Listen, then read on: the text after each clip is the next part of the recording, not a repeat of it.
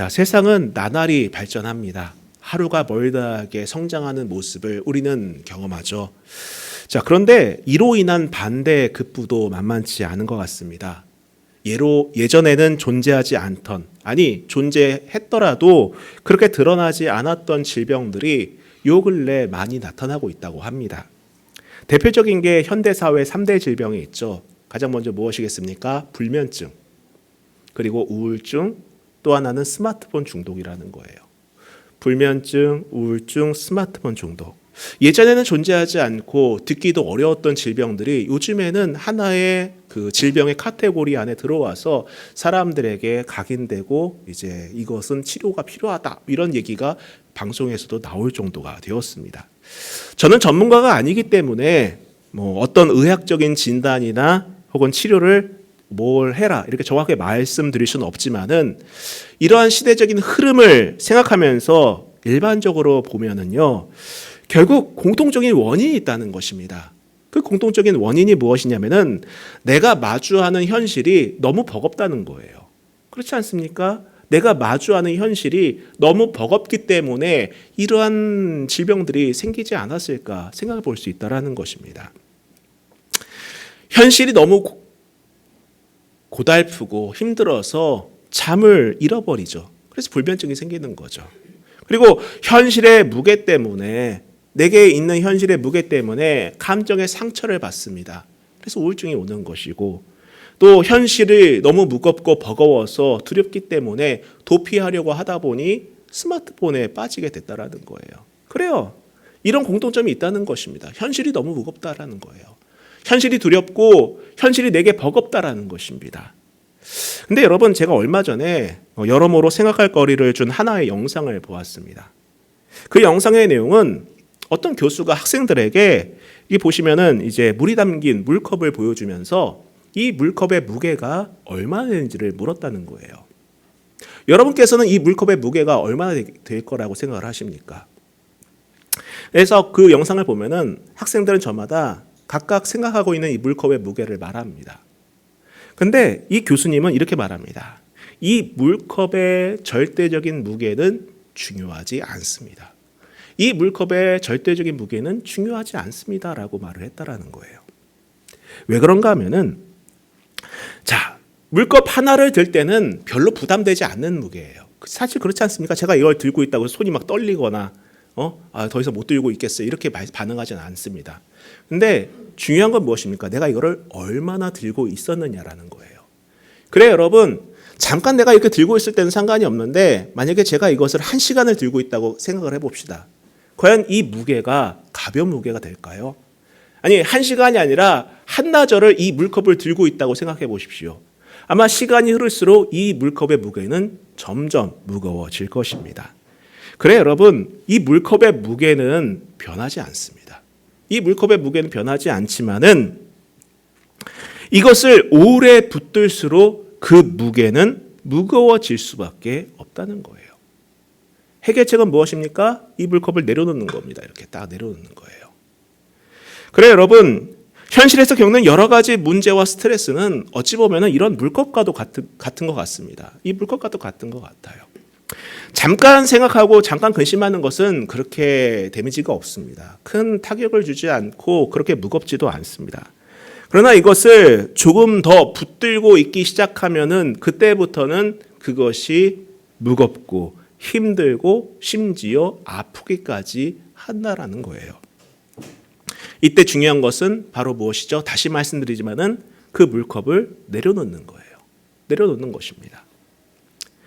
우린 지난 시간 동안 모세가 하나님의 부르심을 거절하는 내용을 봤습니다. 모세는 뭐라고 거절합니까? 나는 누구입니까? 나는 누구입니까? 당신은 또 누구십니까? 어떻게 해야 됩니까? 이런 세 가지 물음을 제시하면서 하나님의 부르심에 거절한다라는 겁니다. 여러분, 현실을 살아내면서 힘들어하는 현대인들의 모습과 많이 닮아있지 않습니까? 한때는 의욕적으로 무언가를 해보려고 열심을 내어보았지만은 이내 그 한계에 다다르고 막혔을 때에 좌절하거나 혹은 환경이 따라주지 않아서 절망하거나 무기력해져서 이제 더 이상 그 무엇도 할 수 없는 누군가가 있다면은 공통적으로 이 세 가지 질문을 하게 될 것 같아요. 나는 누구입니까? 도대체 나는 누구입니까? 하나님, 당신은 또 누구십니까? 앞으로 내가 어떻게 살아야 됩니까?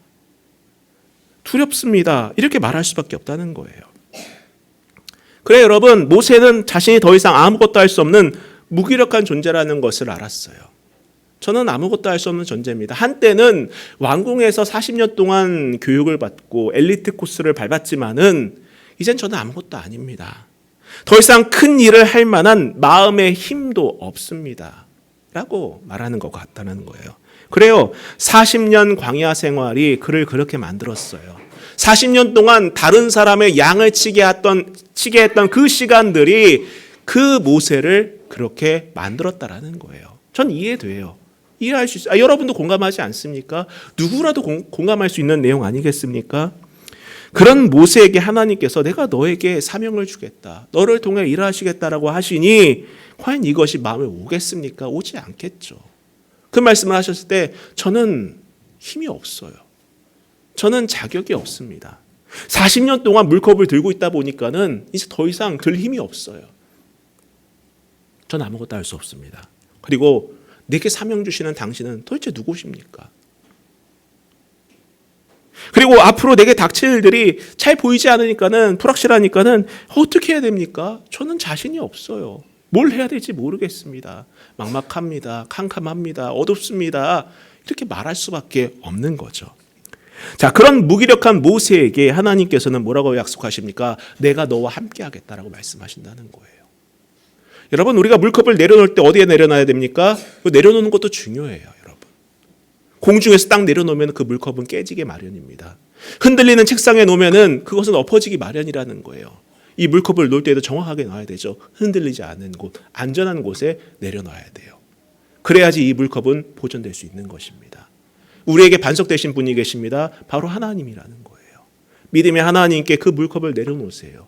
여러분의 근심과 염려와 스트레스를 그분 앞에 내려놓으시기를 주님의 이름으로 축복합니다. 여러분, 우리가 왜 매일같이 쌓여가는 그 스트레스를 짊어지고 가야만 하겠습니까? 그 우울함을 왜 가지고 가야 되겠습니까? 이젠 좀 내려놓으세요.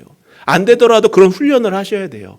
내려놓는 훈련을 지속적으로 해야 됩니다. 말씀을 보면서 훈련을 하셔야 돼요. 하나님께서 여러분께 내가 너와 함께 하시겠다라고 말씀하신 것은 단순히 모세에게만 한 말씀이 아니라 지금 우리를 향한 말씀이기도 하다라는 거예요.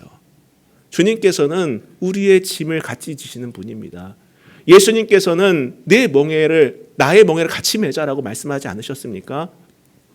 여러분, 우리가 이 물컵을 하나님 앞에 내려놓는 순간 우리는 그 마음 안에서 자유함을 누리게 될 것이고 그 안에서부터 진정한 회복의 역사가 나타나게 될 것입니다.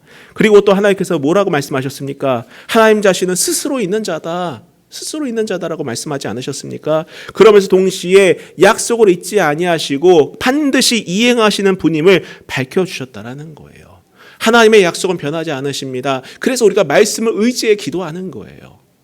그 약속은 비단 구약시대에 있었던 그 사람들에게만 해당되는 것이 아니기 때문이라는 것입니다. 제가 늘 강조하죠. 지난 금요일에도 말씀드리지 않았습니까? 여러분께서 말씀을 읽다가 이 말씀만큼은 내가 꼭 붙들고 싶다. 내게 이 말씀이 임하기를 원한다라고 하신다면 그 말씀 붙들고 기도하세요. 반드시 이루어집니다. 그 말씀 붙들고 기도하시길 바랍니다.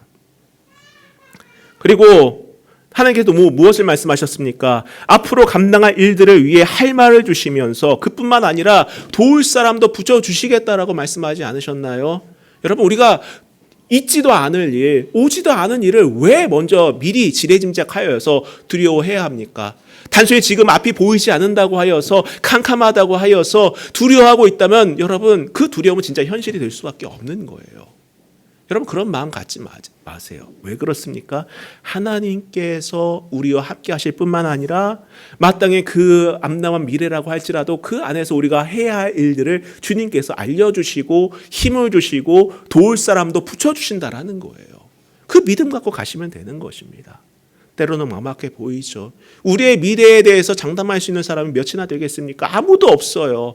아무도 없습니까? 왜 세상 사람들이 계속해서 돈을 집에 쌓아두는 것입니까? 그 평생 쓰고도 다 쓰지 못할 돈도 쌓아두는 사람들이 왜 있는 것입니까? 두렵다라는 거예요. 두렵다라는 것입니다. 성도 여러분, 우리는 그러한 미래의 막연한 두려움에서 좀 벗어나길 축원합니다.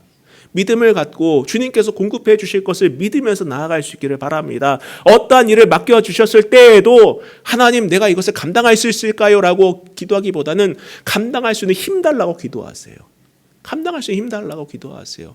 제게 이런 비전이 있습니다. 제게 이런 꿈이 있습니다. 제가 이런 방향을 향해 나아가고 싶습니다. 감당할 수 있는 힘을 주옵소서. 능력을 주옵소서. 하나님의 영광을 위해 내 삶이 쓰여지게 하옵소서라고 기도할 수 있기를 바랍니다. 자, 이제 모세는 어떻게 합니까? 하나님의 지팡이를 손에 들고 그 애굽을 향해 나아가죠.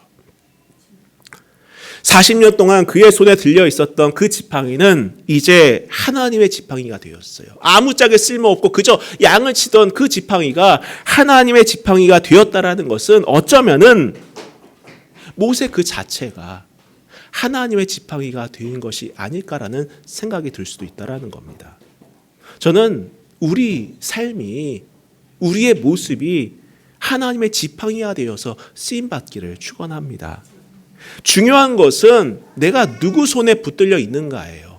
내가 누구의 손에 붙들려서 살아가고 있느냐라는 것입니다. 우리가 왜 힘든 거예요? 세상에 붙들려 있기 때문입니다. 그렇지 않습니까, 여러분? 세상에 붙들려 있으니까 내가 힘든 거예요. 세상 기준에 맞추다 보니까는 남들만큼 살아야 되고 남들만큼 누려야 되고 남들만큼 소유해야 되니까는 그래서 힘든 거 아니겠습니까? 세상에 붙들려 있으니까는 거기에 끌려가다 보니까 힘들고 낙심하고 절망하고 불면증 생기고 우울증 생기고 스마트폰 중독되고 다른 거에 중독되고 그런 것 아니겠냐고요.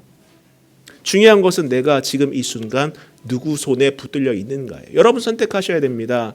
우리는 둘 중에 하나밖에 없어요. 세상에 붙들려 있든가 하나님 손에 붙들려 있든가예요. 둘 중에 하나밖에 없어요. 중간은 없습니다, 여러분. 저 중간인데요. 아니에요. 그 중간에 있다라는 사람조차도 세상에 붙들려 있는 사람이에요. 중간은 없습니다, 여러분. 절대 없어요. 있을 수가 없어요. 둘 중 하나입니다. 여러분 선택하셔야 돼요. 여러분은 과연 세상 손에 붙들려 있는 사람인지 하나님 손에 붙들려 있는 사람인지를 분명하게 선택해야 됩니다. 의지적으로도 선택하셔야 돼요. 자, 이제 하나님의 지팡이가 된 모세는 비로소 바로 앞에 섭니다. 그가 그렇게 거부하고 두려워하고 염려했던 그 바로 앞에 서게 되죠. 자, 1절부터 한번 보도록 하겠습니다. 그 후에 모세와 아론이 바로에게 가서 이르되 이스라엘의 하나님 여호와께서 이렇게 말씀하시기를 내 백성을 보내라. 그러면 그들이 광야에서 내 앞에 절기를 지킬 것이니라 하셨나이다. 바로가 이르되 여호와가 누구이기에 내가 그의 목소리를 듣고 이스라엘을 보내겠느냐. 나는 여호와를 알지 못하니 이스라엘을 보내지 아니하리라.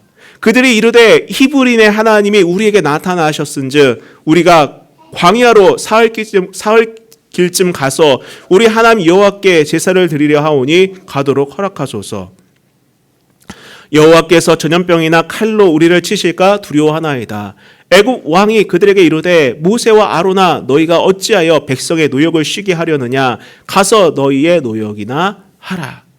자, 모세와 아론이 애굽의 바로를 찾아갑니다.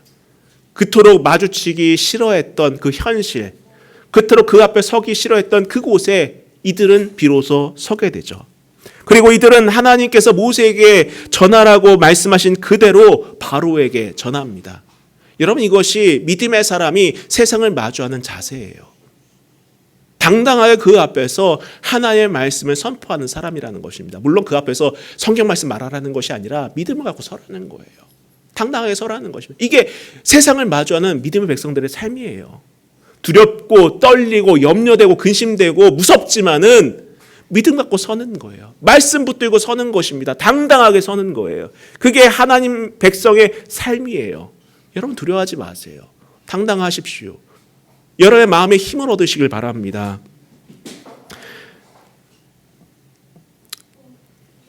그런데 문제는 무엇이죠?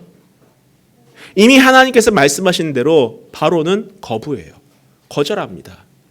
여러분, 우리가 읽진 않았지만은 출애굽기 4장 21절에 이렇게 하나님께서 말씀하십니다.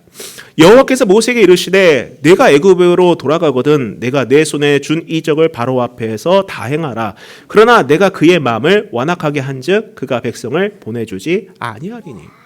이미 하나님께서는 아셨다는 거예요.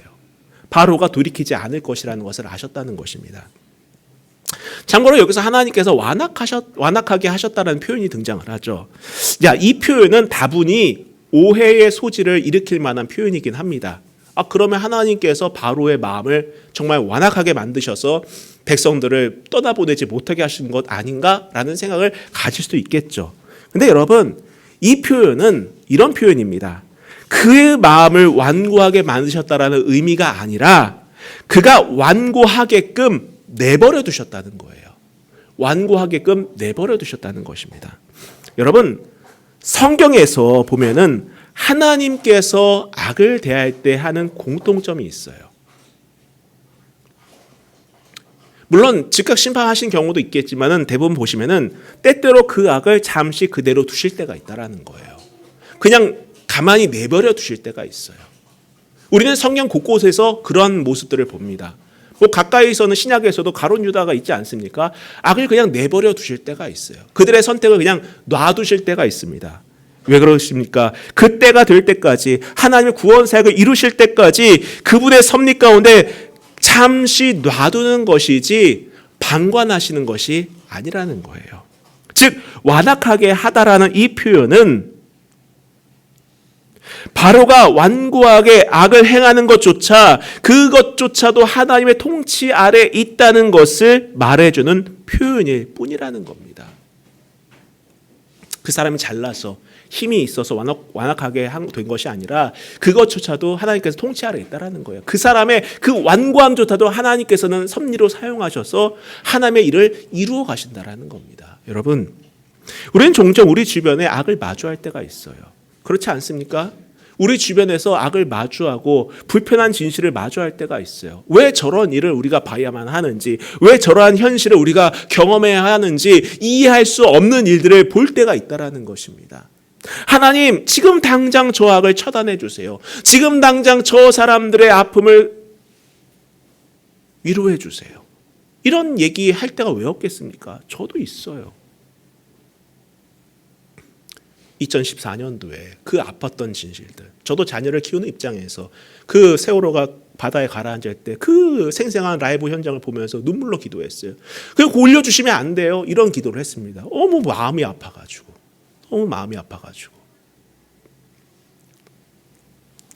근데 여러분 보세요. 정말 저 악들이 왜 활개를 치는지 이해하지 못할 때도 있지만은, 그러나 여러분 역사적으로도 그렇고 성경 안에서도 여러분 영원한 악은 없습니다. 영원한 악은 없다라는 거예요. 그것으로 인해서 더 큰 문제가 드러나고 그것이 처벌받는 것을 우리는 많이 봅니다. 많이 본다라는 거예요.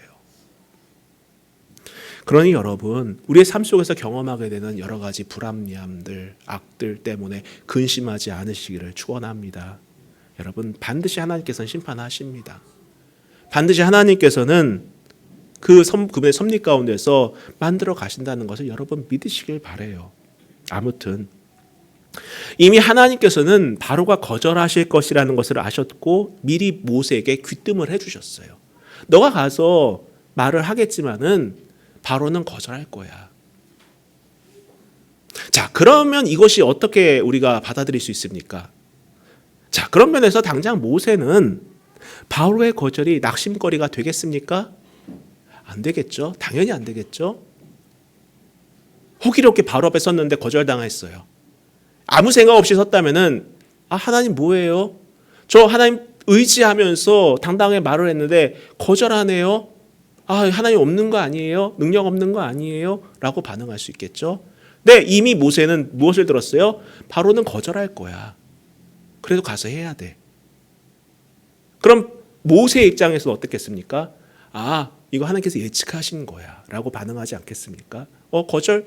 그럴 수 있었어. 맞아. 이거 스케줄대로 가는구나 라고 반응하지 않겠습니까? 여러분, 저는 이 부분이 너무 은혜가 됐어요.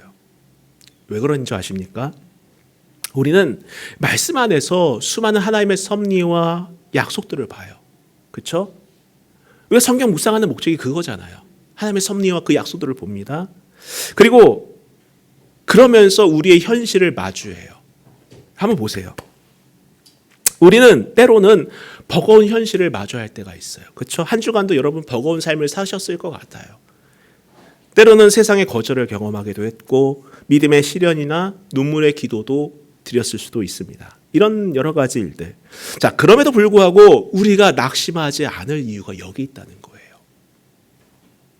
이미 성경 안에 보면은요, 많은 믿음의 거장들을 통해 하나님께서는 보여주셨어요. 그들이 어떤 삶을 살았고 끝내 어떻게 승리하시는지를 보여주었다는 거예요. 그렇지 않습니까, 여러분?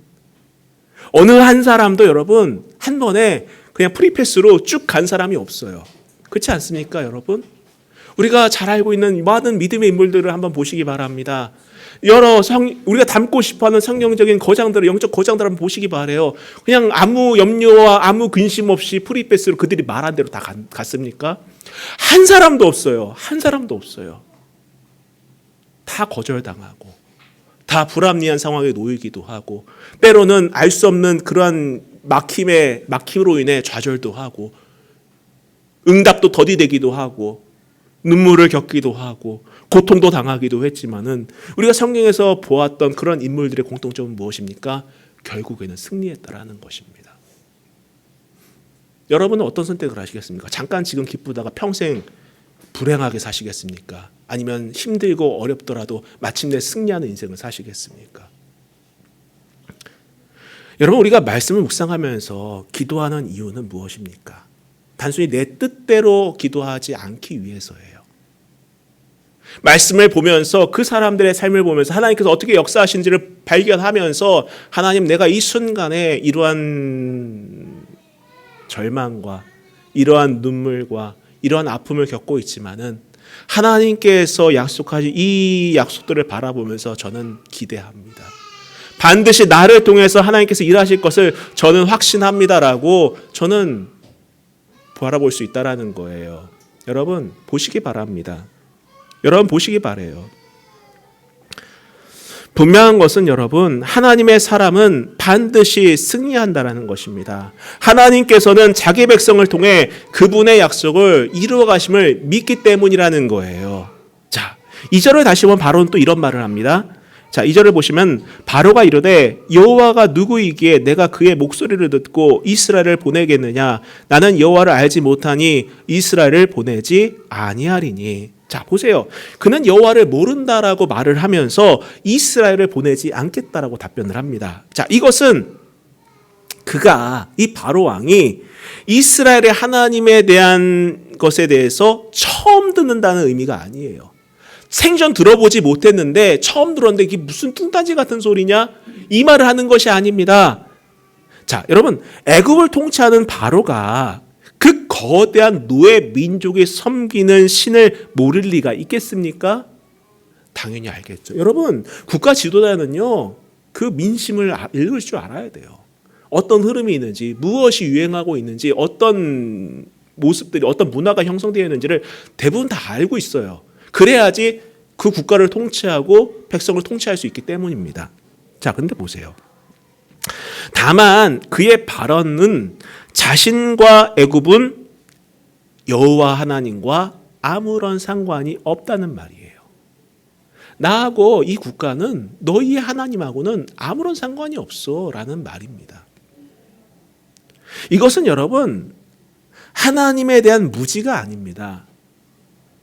무지가 아니에요. 무엇입니까? 무시예요, 무시. 하나님을 무시하는 거예요.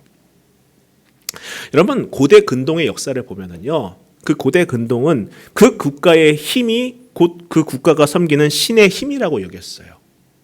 그래서 국가와 국가의 전쟁을 신과 신의 격돌로 인식을 했습니다. 보통 고대 근동이 그런 것이었어요. 그래서 그 싸움을 했을 때에 그 신이 이기면은 서열이 더 높은 신, 지면은 서열이 낮은 신으로 인식했다라는 것입니다. 그리고 그뿐만 아니라 그 국가 내에서도 왕족이나 귀족이 섬기는 신과 평민과 노예가 섬기는 신의 계급이 같을 수 없었어요. 서열이 있었다라는 것입니다. 여러분 이집트를 보면 참 많은 신들이 있지 않습니까? 정말 많은 신들이 있어요. 뭐 최고의 신이라고 평가받는 라라든지 이런 정말 다양한 신들이 있어요. 자, 이 애굽 안에 정말 많은 신들이 존재했는데 바로의 입장에서 자신들이 섬기는 신에 비해서 저 하찮은 노예들이 섬기는 신에 대한 관심을 둘 이유가 전혀 없었다라는 거예요. 왜냐? 서열상 낮은 거예요. 서열상 낮은 거예요. 노예가 섬기는 신이 무슨 힘이 있겠어? 힘이 없으니까 저들 노예가 된 거야 라는 인식이 있었다라는 것입니다. 근데 여러분 이런 관점은 현대사회도 같다라는 거예요. 똑같아요, 여러분. 여러분이 살아가는 이 세상도 똑같다라는 것입니다. 세상에 정말 많은 우상들이 있어요. 저마다의 신을 섬깁니다. 우리가 최근에 읽었던 책 있지 않습니까? 내가 만든 신. 그렇죠? 우리가 함께 독서 모임 하면서 내가 만든 신이라는 책을 읽었어요. 자, 그 책을 보면은 뭐 갈망이라든지 성욕이라든지 재물이라든지 또 여러 가지 중독 등 우리 주변에 정말 많은 우상들이 난립하고 있지 않습니까? 저마다의 우상을 섬기며 살아가고 있어요. 자, 그런 우상들보다 하나님을 더 크다고 생각하십니까, 여러분은? 그런 우상들보다 하나님이 더 크다고 생각하십니까? 아니면 하나님보다 그 우상들이 더 크다고 생각하십니까? 결국 우리가 평소에 가까이 하고 자연스럽게 다가서는 것이 우리의 신일 수밖에 없는 거예요. 여러분은 우상을 섬기고 있습니까? 아니면 하나님을 섬기고 있습니까? 그래서 우리가 분명하게 정할 필요가 있다는 것입니다. 바로는 여호와를 몰랐어요. 아니, 알긴 알았어도 무시했습니다. 광야의 여호와를 알기에 그는 너무 높은 곳에 있었고 너무 많은 것을 가졌으며 너무나도 절대적인 권력과 찬사를 누리고 있었기 때문에 하나님을 철저하게 무시하고 있었던 거예요. 지금 오늘날 세상처럼. 이 세상처럼. 세상은 하나님을 알기에 너무나도 많은 것을 가졌어요. 너무나도 많은 것을 누리고 있습니다. 너무나도 많은 것을 보고 있다는 거예요. 그래서 하나님을 하찮게 여겨요. 철저하게 무시하는 것이 이 세대의 모습입니다. 그런데 여러분, 이런 바로의 교만과 무지가 결국 그를 파멸의 길로 몰고 갔다라는 사실을 잊지 마시기를 바랍니다. 자, 5절부터 보도록 하겠습니다. 바로가 또 이르되 이제 이 땅의 백성이 많아졌거늘 너희가 그들로 노역을 쉬게 하는도다 하고 바로가 그날에 백성의 감독들과 기록원들에게 명령하여 이르되 너희는 백성에게 다시는 벽돌에 쓸 짚을 전과 같이 주지 말고 그들이 가서 스스로 짚을 줍게 하라.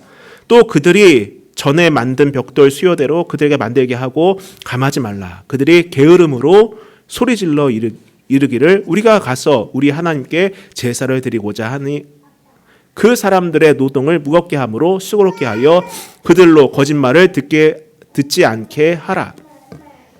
바로는 모세와 아론의 요구를 게으름의 표시로 간주하여서 더 가혹하게 또 더 잔인하게 조치하겠다라고 합니다. 심지어 이스라엘 중간 관리자들을 매질하기도 하고 폭행을 하면서 자신의 동족들을 아주 잔인하게 관리하게 하죠. 이를 통해 모세와 이간질하고 또 모세가 말하는 신 여호와의 무능을 뼈저리게 느끼게 하여 출애굽의 의도를 무력화하려는 그러한 비열한 의도가 숨겨져 있었던 것입니다. 바로에게 이스라엘 백성은요, 그저 뭐였겠습니까? 재화였다는 거, 재화. 노동력 재화. 그저 한번 쓰다 버릴 소모품으로 여겼다라는 거예요. 결국 이 바로의 계략에 이스라엘 백성들은 넘어가죠. 그들의 불만은 바로가 아닌 모세와 아론을 향하기 시작합니다. 자, 20절부터 읽고 마치겠습니다. 그들이 바로를 떠나 나올 때에 모세와 아론이 길에 서 있는 것을 보고 그들에게 이르되 너희가 우리를 바로의 눈과 그의 신하의 눈에 미운 것이 되게 하고 그들의 손에 칼을 주어 우리를 죽이게 하는도다. 여호와는 너를 살피시고 판단하시기를 원하노라. 이스라엘의 작업반장들은 모세 편에서 바로에게 해방을 요구하는 것이 아니라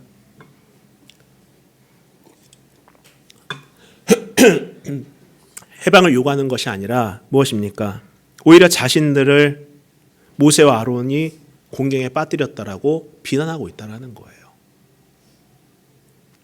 앞서 4장 31절을 보면은 그 반대 경우가 나옵니다. 보세요. 백성이 믿음에 여호와께서 이스라엘 자손을 찾으시고 그들의 고난을 살피셨다 함을 듣고 머리 숙여 경배하였더라. 분명 앞에서는 이스라엘의 반응은 하나님께 경배하는 거였어요. 아, 우리를 드디어 해방하시는구나, 경배였어요. 근데 힘들다고 이제는 반기를 드는 거예요. 이게 인간의 모습이라는 것이죠. 그들이 믿는다고 말하던 하나님은 온데간데 없고 이내 비난하고 있는 것입니다. 이스라엘의 백성들을 노예로 부리고 고통을 주는 대상은 바로인데, 바로 왕인데 그 바로를 원망하기보다는 자신들을 구원하려고 하는 모세의 하나님을 원망하고 있었던 거예요. 이 말은 곧 무슨 말입니까? 여호와 하나님보다 눈앞에 있는 신, 바로 바로를 더 의지하고 있다라는 것이라 하겠습니다. 그렇습니다. 사실 모세의 싸움은 이게 발음이 잘 안 되는데 바로 와만의, 바로라는 말이 참 희한해가지고 바로 왕과의 싸움만은 아니었던 것 같아요. 이스라엘 백성 안에 내재된 끈질긴 그 노예 근성이었던 것입니다. 그들은 입으로 하나님을 섬긴다고 말은 했지만 실상은 누굴 섬기고 있었던 것입니까? 그들 뼛속 깊이 자리매김하고 있었던 우상의 노예였던 거예요. 여러분, 우리의 삶을 누르는 것들이 있죠. 근데 우리가 분명히 아셔야 될 것은 그것은 결코 내 신이나 두려울 대상이 아니라는 것입니다. 근데 우리는 어떤 약한 모습을 보입니까? 그 두려움 때문에 하나님을 원망하고 있다는 거예요. 마치 이스라엘 백성들처럼. 그렇지 않습니까, 여러분? 힘들다고 하나님 원망하고 나를 힘들게 하는 대상은 따로 있는데 그 힘듦에서 나를 건져주시겠다고 하나님께서 오히려 말씀하시는데 우린 반대로 하나님을 원망해요. 피하 식별을 제대로 못하고 있습니다. 하나님 원망하고 하나님께 불평하고 이럴 거면은 왜 나로 하여금 하나님 알게 하셨냐고 이렇게 타박이나 하고 있죠. 여러분, 우리의 신을 정확하게 정할 수 있기를 바랍니다. 내가 섬길 대상을 정확하게 정하시길 바랍니다.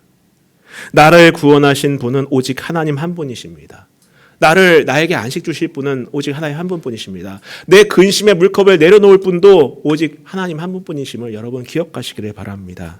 정리하겠습니다. 모세와 아론은 하나님 뜻을 따라 이스라엘 백성을 구한다는 기대와 소망이 컸어요. 그러나 작업 환경은 더 혹독해졌고 이스라엘 사람들로부터 원망을 듣게 되죠. 여러분, 좋은 일을 한다고 모든 과정과 결과가 좋은 것만은 아니에요. 그럼에도 불구하고 순종하며 결과를 하나님께 맡기는 것이 바로 믿음입니다. 그게 믿음이에요. 그리고 때때로 현실의 벽에 막히더라도 문제보다 더 크신 하나님을 신뢰하며 그분께 맡기고 여러분이 걸어가고 있는 그 믿음의 길을 포기하지 않으시기를 주님의 이름으로 축복하고 격려합니다. 함께 찬양하고 기도하겠습니다.